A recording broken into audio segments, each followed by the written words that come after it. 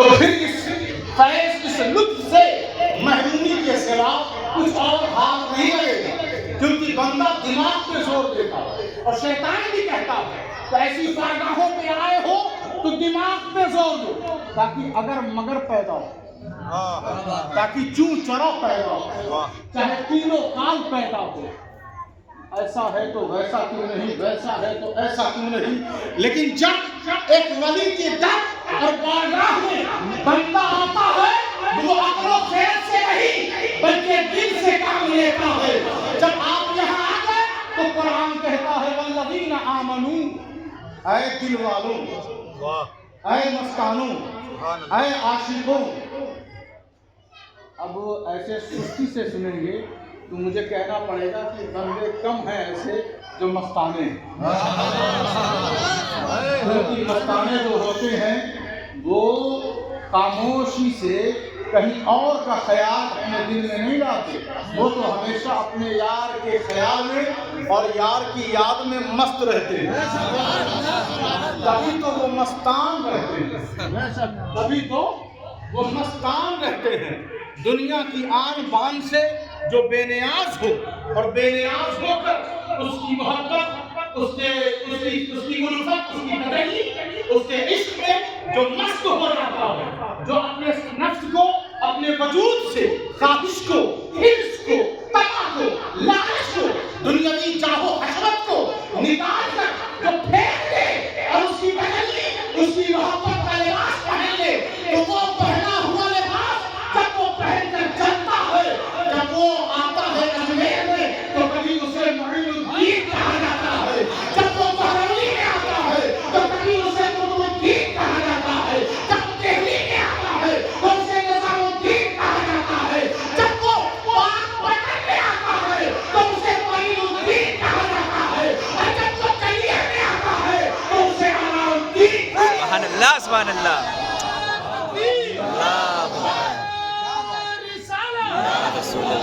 سبحان اللہ، سبحان اللہ، سبحان اللہ، سبحان اللہ۔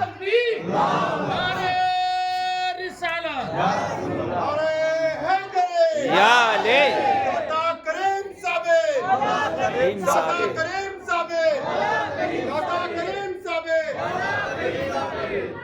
بیٹا ایسا ہے کہ باپ خود آ رہا ہے آہا، خواب میں، اور ماں کو مبارکباد، باپ کو مبارکباد، علی احمد آنے والا ہے۔ آہا، ہم کہتے ہیں ہم علی کی اولاد ہیں، مگر یہ اعزاز ہمیں حاصل نہیں بے شک، کہ علی خود آ کے کہیں کہ تو ہمارا بیٹا ہے، تو ہماری اولاد ہے، لیکن یہ اکرام، یہ اعزاز، یہ نوازش ہمارے صابر کو عطا ہوئی، مخدوم علاء الدین کو عطا ہوئی ہے۔ تو میں عرض یہ کر رہا تھا کہ معین الدین بابو نے پڑھا کہ خدا خود میر مجلس صابر کے آنگن میں، خدا خود میر مجلس صابر کے آنگن میں۔ اب آپ ذرا خود غور سے سنیں اور فیصلہ کریں۔ ہم اگر کسی ایک روم میں بند ہو جائیں تو کہتے ہیں بور ہو رہے ہیں، عاجز آ گئے، دنیا دیکھنے کو نہیں ملتی، کوئی آنے والا نہیں، کوئی بات چیت کرنے والا نہیں، ہم تنگ آ گئے، اکتا گئے، بوجھل ہو گیا دل و دماغ۔ لیکن وہ اس ایک جنگل میں اور ایک پہاڑی علاقے میں ہمارے مخدوم علاء الدین علی احمد صابر کلیری لنگر چلا رہے ہیں تو 12 سال گزر گئے، ایک زمانہ گزر گیا، اور آپ نے دنیا کا درخت ایک تحریک تھام کر ایک عرصہ گزار دیا، کسی کی جرأت نہیں، کسی کی مجال نہیں کہ انہیں جا کر کہے کہ بس کریں، کیونکہ بس کی یہاں گنجائش نہیں، جو اپنی بس لے کر آتا ہے وہ بے بس ہو جاتا ہے۔ اور پوچھے کہ بس کر، بس کر، بس کر، کیونکہ وہ خدا خود میر مجلس صابر کے آنگن میں، تو مجھے کہنا پڑے گا کہ انہیں کسی اور شخص کی، کسی اور یار کی، کسی اور دوست اور رفیق کی انہیں ہرگز ضرورت نہیں، کیونکہ ان کے آنگن میں کوئی اور میر مجلس نہیں بلکہ خدا خود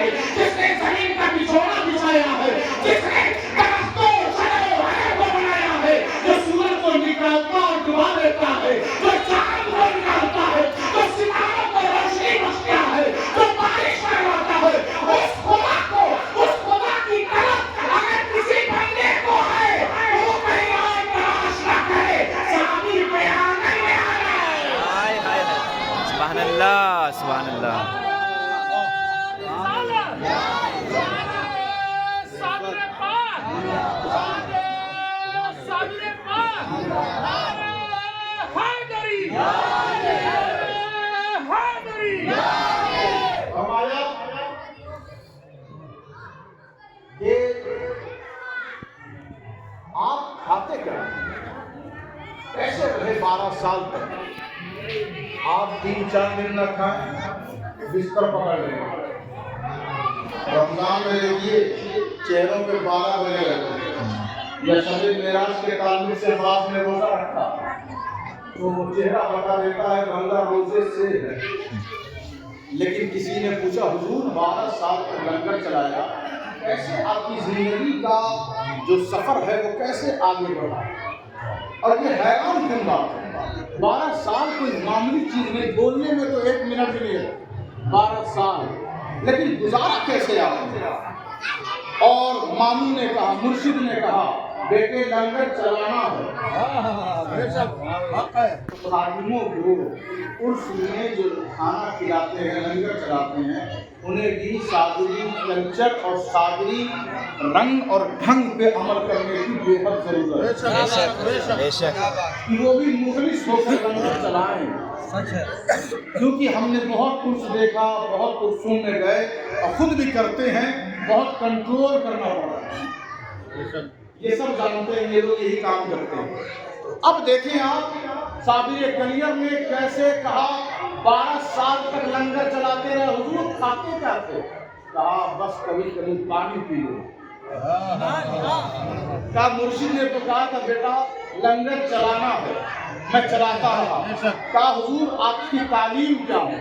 اس وقت یاد رکھیں عالم کا کورس درس نظامی جیسے ابھی اس وقت 8 سال 9 سال 5 سال میں ختم, اس وقت اس زمانے میں 25 سال کا ہوتا. اللہ اکبر. 25 سال آپ درس نظامی میں وقت دیں گے تو آپ عالم دین بنیں گے. اور مرشد نے بابا فرید نے, ہوتا کیا ہے اگر کسی ولی کے ساتھ بابا لگا دو تو عالم اور اہل علم حضرات سمجھتے ہیں جب بابا ہے تو جاہل ہی ہوگا. یہ جو سوچ بنی بیٹھی ہے یہ بھی سوچ کہیں نہ کہیں ہماری کمیوں کا نتیجہ ہے. کیونکہ جو چوڑی پہنے ہوئے ہے, جو ساڑی پہن کر گھوم رہا ہے, جو کان چھلوائے ہوئے ہے اور آنکھیں لال کیے ہوئے ہے, الٹی پلٹی باتیں کر رہا ہے تو لوگ کہتے ہیں یہ بابا. لیکن اس بابا کا تعلق جہالت سے, لیکن اس بابا کا تعلق علم, زہد و تقوی, اخلاص و للہیت, اللہ کی رضا اور خوشنودی سے. اس کے سینوں سے کتنے ولایت کے چشمے پھوٹ گئے. آج جو خواجگان چشت اہل بہشت پورا غیر منقسم بھار جو ولایت سے روشن اور کائنات ہے, اس روشن دیے میں تیل میں کسی نے ڈالا ہے وہ بابا فرید ہے. 25 سال کا کورس, کتنے سال کا؟ 25 سال کا کورس بابا فرید نے مخدوم علاء الدین علی احمد صابر پاک کو 2 سال میں کروا دیا. 25 سال کا کورس. آپ کہتے ہیں کوئی شارٹ کٹ بتائیے, آپ کہتے ہیں وہاں مجھے پہنچنا ہے, کوئی شارٹ والا راستہ بتائیے. آج زمانہ شارٹ کٹ کا طلبگار ہے. ہم بھی تو یہی کہتے ہیں کہ اللہ تک پہنچنے کے لیے شارٹ کٹ راستہ کسی اور کے پاس ہے ہی نہیں ہے تو ان ولیوں کی بارگاہ میں صابر پاک سے شارٹ کٹ لو, بابا فرید سے شارٹ کٹ لو, خواجہ قطب الدین سے شارٹ کٹ لو, خواجہ معین الدین حسن زنگری سے شارٹ کٹ لو. کون سا راستہ؟ وہ راستہ صراط الذین انعمت علیہم, وہ راستہ اہدنا الصراط المستقیم, ایاک نعبد و ایاک نستعین, اولئک علی ھدی من ربہم واولئک ھم المفلحون. وہ راستہ جہاں لوگوں نے ہزاروں سال بیٹھ کر اپنی زندگی ختم کر دی. کوئی جنگل میں نکلا بادشاہت چھوڑ کر, پتہ نہیں بدھ میں نکلا تھا کہ منگل میں نکلا تھا, لیکن وہ ہو گیا گوتم بدھ.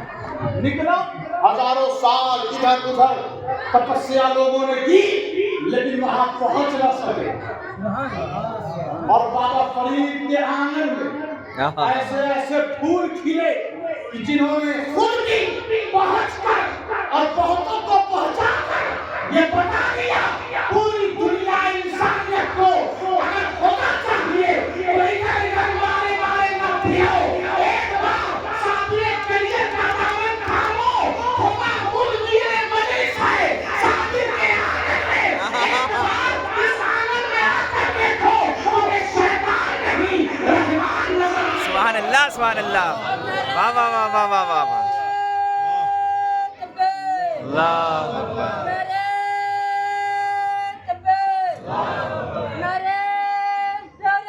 یا رسول اللہ.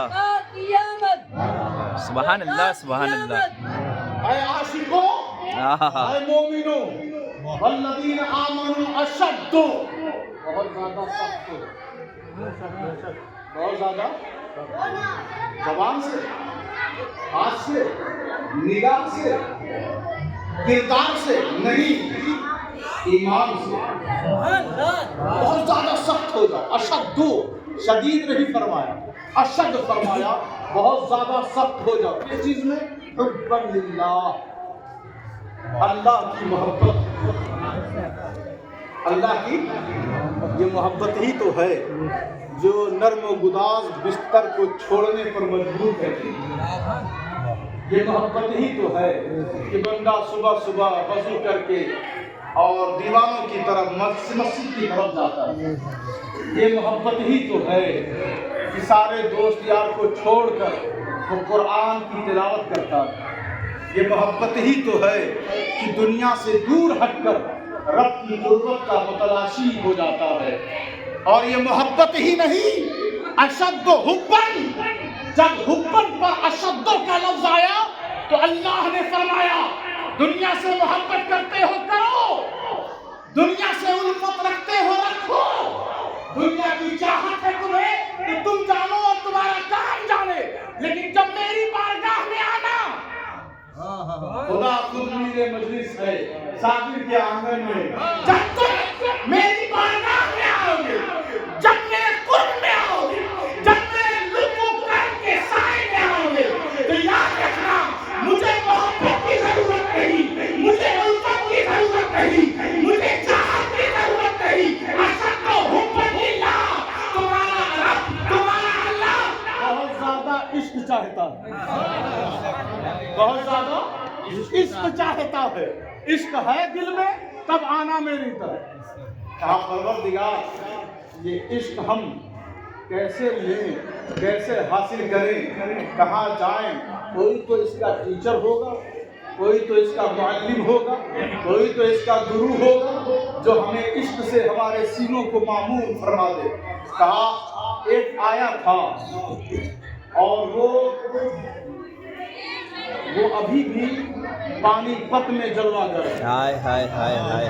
ایک آیا تھا اس ٹیچر کے پاس, اس گرو کے پاس جو میرا عشق تقسیم کرتا تھا, جو میرے عشق کے لیے پورے کلیئر کو پھر سے فریش کر دیتا ہے, ساری گندگیوں کو نکال کر پھینک دیتا ہے, ساری خباثت کو نجاست کو جلا کر خاکستر کر دیتا ہے اور پھر سے وہ تیار کرتا ہے.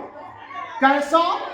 وہ عاشقوں کا مدرسہ, وہ اشد حبا للہ کا ادارہ, وہ اشد حبا للہ کی خانقاہ. مسجد میں قاضی تبرک نام کا ایک خطیب و امام جو نماز پڑھاتا تھا, اور اس کا مزاج یہ تھا کہ وہ امیروں پر توجہ دیتا. وہ ٹھیکیداروں زمینداروں کو مسجد میں پہلی صف میں جگہ دیتا, جب کوئی غریب آتا تو اس کو پیچھے کر دیتا اور امیر کے لیے جگہ رکھتا, اور جب منبر پر مائک کے سامنے آتا تقریر کرتا تو امیروں کی بڑائی کرتا,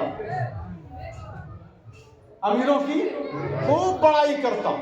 اور پیر و مرشد سرکار بابا فرید نے شہزادے کو بھیج دیا کہ جاؤ کلیئر سنبھالو.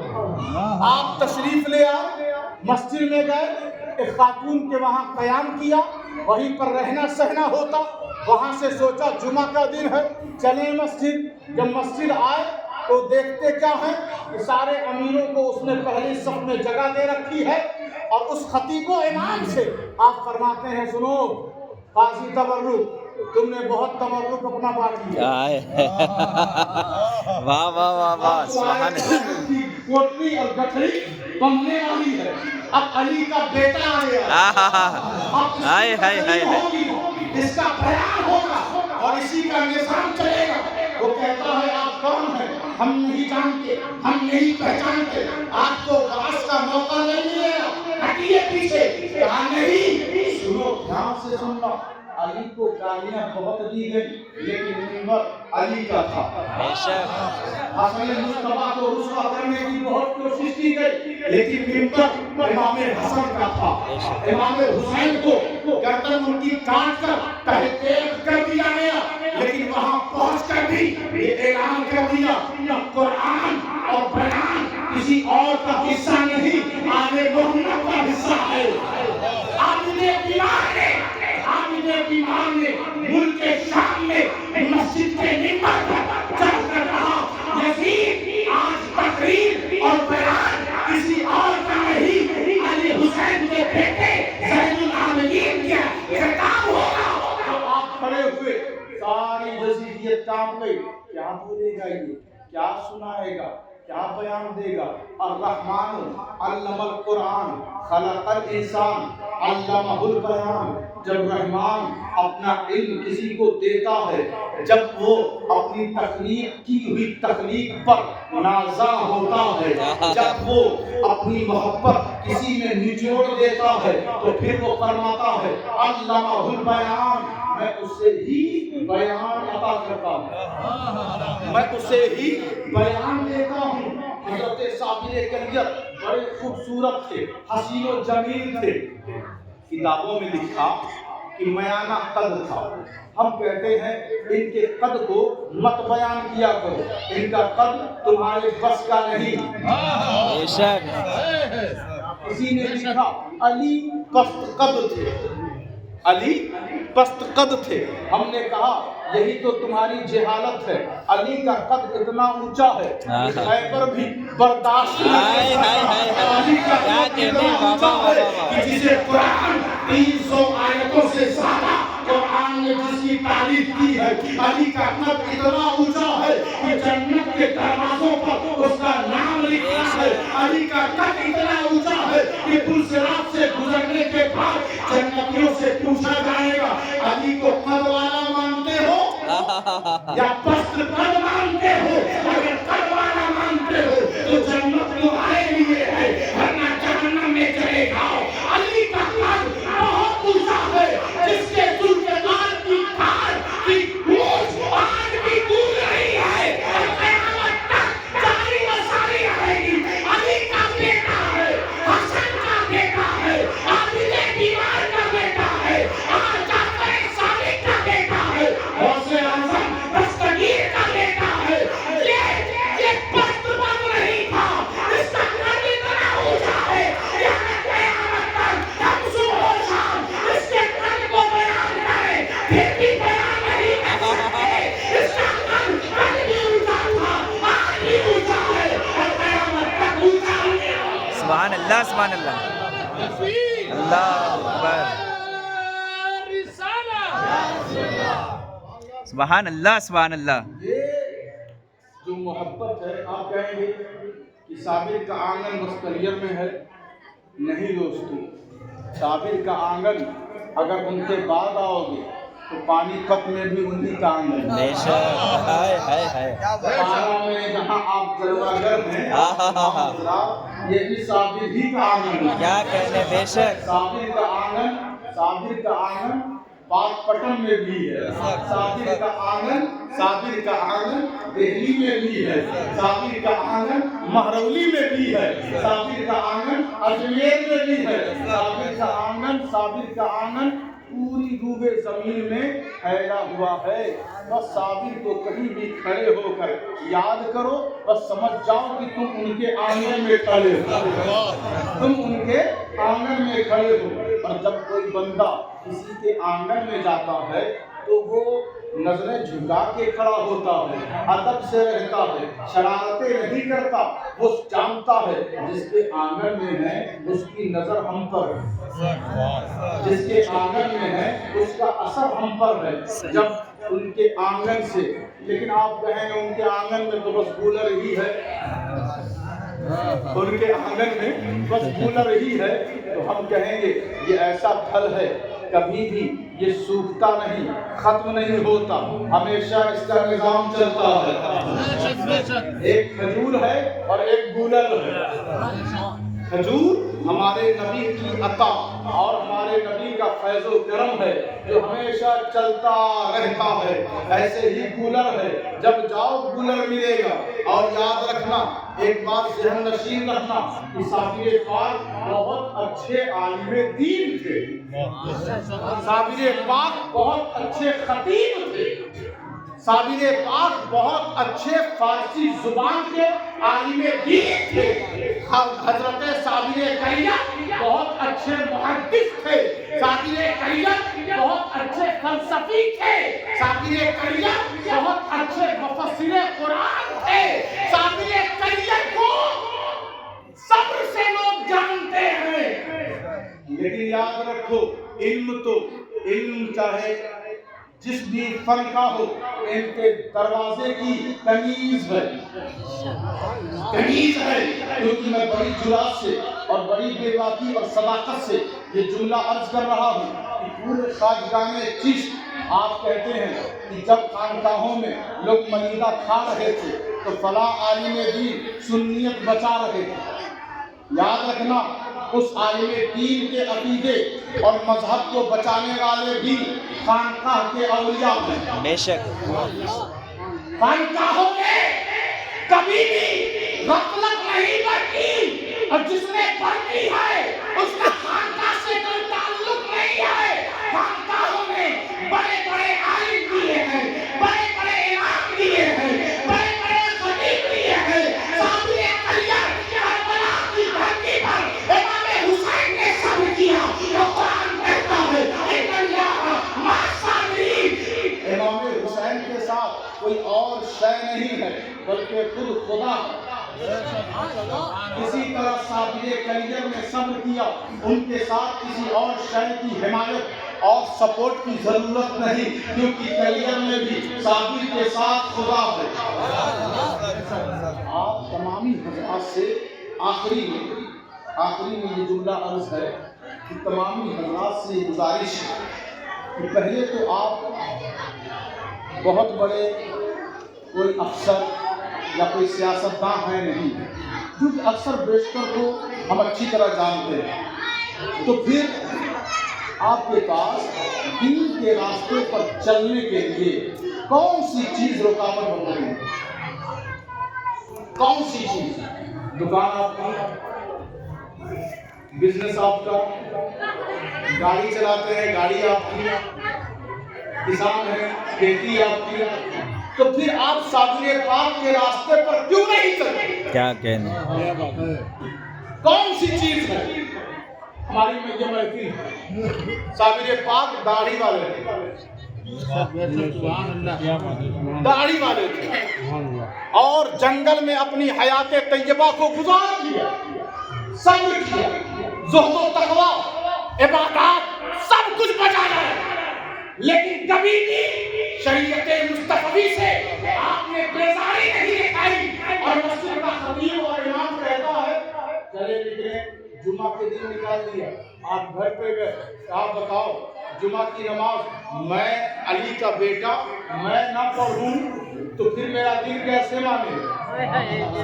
آپ نے گھر میں ظہر کی نماز ادا کی، ظہر کی نماز مسجد سے نکال دیا گیا، پھر اگلے جمعہ میں آئے، پھر وہی رویہ، ان کو دھیرے دھیرے کر کے اتفاق سے مسافر، اور امام نے سوچا کہ غریب، اور امام سے کہہ بھی دیا کہ خطابت میں کروں گا تو خطیب نہیں۔ اب ان سب معاملات کو لے کر ان کے ساتھ بڑی بدسلوکی کی گئی، بڑا ناروا رویہ اپنایا گیا، نکال دیا گیا۔ کئی دفعہ جب ایسا ہوا اور خط پہ خط بھیجتے رہے، مرشد کی اجازت کے بغیر مرید کو ایک قدم بھی نہیں اٹھانا چاہیے، مرشد کی اجازت کے بغیر اگر مرید منمانی کرتا ہے، اب تو یہ ہے کہ اگر کوئی پیر آئے آپ کے علاقے میں اور مرشد کی اجازت نہ ہو تو اس پیر سے بھی آپ ملاقات نہ کریں۔ اگر مرشد اجازت دے دے تب اس سے ملاقات کریں۔ کہا حضور اجازت کے منتظر ہیں ہم۔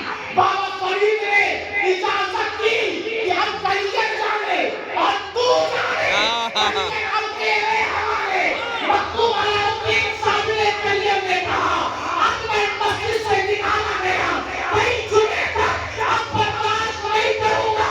آپ نے اشارہ کیا یہ گھر ضرور بظاہر تیرا ہے، یہ امام ضرور بظاہر مسلمان ہے، یہاں کے مقتدی بظاہر مقتدی ہے، حقیقت میں ان کے دل میں والذین آمنوا اشد حبا للہ کا کوئی دخل نہیں ہے۔ زبان کے بس مسلمان ہیں، دل میں ایمان نہیں ہے۔ یہ در و دیوار بس نام کی مسجد، آپ نے اشارہ فرمایا مسجد فوراً سجدے میں چلی گئی، زمین بوس ہو گئی، سارے کے سارے نام نہاد بے ایمان مر گئے، نست و نابود ہو گئے۔ جو پانی کا دین تھا وہ مر گیا، جو دین کا پانی تھا وہ آج بھی زندہ ہے۔ سبحان اللہ سبحان اللہ وہ آج بھی سبحان اللہ سبحان اللہ۔ زندہ رہے گا، قیامت تک اس کا ڈنکا بجتا رہے گا۔ تو بات اسی ہے، مولا علی شیر خدا نے بھی بہت سارے نام نہاد مسلمانوں کو قتل کیا۔ بے شک حضرت ابوبکر صدیق نے زکوٰۃ لینے کے لیے بھیجا، اس وقت بھی بہت سارے منکرین کو قتل کیا۔ تو دھوکہ نہ کھایا کرے، دھوکے میں نہ آ جائیں کہ سب مسلمان ہی ہیں، مسجدیں چھینی جا رہی ہیں، ان کو رسوا کیا جا رہا ہے۔ تو سب اگر مسلمان ہوتے، ایک مسلمان پہ حملہ ہوا، نظام اللہ نے بدل دیا۔ کون سا مسلمان؟ اجمیر کا مسلمان۔ پہلے مسلمان بنو تو صحیح، جب بنو گے نہیں فلاں مسجد ہاتھ سے، فلاں مسجد ہاتھ سے، فلاں مسجد ہاتھ سے، ان لوگوں نے سوچا یہ جو زمین پر ٹہل رہے ہیں مسلمان ایسے ہی قبر کے اندر بھی ہوں گے۔ یہی سوچ تو انہیں دھوکے میں رکھتی ہے۔ اور جب اجمیر کا رخ کرتے ہیں ایک سچا مسلمان جس کی برکت سے پورے ہندوستان میں اسلام ہے، پورے غیر منقسم بھارت میں اسلام ہے، ان کے اسلام کا حال یہ ہے کہ قیامت تک اس دین میں جتنے مسلمان آگے رہیں گے اس کا فیض، اس کا ثواب اور اس کا احسان حضرت عطائے رسول کو جاتا رہے گا۔ تو پتہ یہ چل گیا کہ سامنے کوئی لاوارث در نہیں ہے، یہ اجمیر کے وارث کا در ہے، یہ غوث اعظم کا در ہے، یہ عابد بیمار کا در ہے، یہ امام حسین کا در ہے، یہ امام حسن کا در ہے، یہ مولا علی شیر خدا کا در ہے، یہ محمد مصطفیٰ جانے رحمت صلی اللہ علیہ وسلم کا در اقدس ہے۔ اور جب ثابت کا آنگن مصطفیٰ کا آنگن ہے تو اسی آنگن میں تو خدا نظر آتا ہے۔ سبحان اللہ سبحان اللہ۔ آئے نعرہ تکبیر، نعرہ رسالت، حضرت پاک کا دامن، نعرہ کا دامن، نعرہ درگاہ کا دامن، نعرہ تکبیر، نعرہ رسالت۔ خیر الناس من ينفع الناس، بہترین لوگ وہ ہیں جو لوگوں کو فائدہ پہنچاتے ہیں۔ آپ سے بھی گزارش ہے، صابر کلیئر میں نہیں چلایا، آپ کبھی چار چلا لیا، آپ کبھی بغیر جان پہچان، بغیر رشتے، بغیر کسی فائدے کے لوگوں کی مدد کر دیا کریں۔ صابر کلیئر چشتیوں کی یہی خوبی ہے، چشتی اپنی نظروں سے لوگوں کی دنیا بدلتے ہیں۔ بے شک وہ بٹھا کے بار بار وضو، بار بار سجدہ، پوری رات جگاتے نہیں، نظروں سے بس پلا دیتے ہیں۔ اسی لیے چشتیوں کے وہاں صحبت بہت اہم چیز ہے۔ صحبت میں آئیں، ان کے پاس بیٹھے، ان کی بارگاہ میں آئیں، کہ دل کی دنیا بدلنے میں تاخیر نہیں کرتے، دیر نہیں لگاتے، تو اپنے دل کی دنیا ان کی بارگاہ میں، صابر کے آنگن میں ایک بار رکھ کے تو دیکھیں۔ دنیا میں بہت رکھا، ایک بار ان کی بارگاہ میں رکھیں، انشاءاللہ دل کی دنیا یہ ضرور بدل دیں گے۔ والذین آمنوا اشد حبا للہ کا فیضان کرم، اس کا نتیجہ صابر کے آنگن میں اچھی طرح نظر آتا ہے۔ اللہ کے حضور دعا ہے کہ ہم سب کی حاضری کو قبول و منظور فرمائے اور بڑے خلوص للہیت اور محبت سے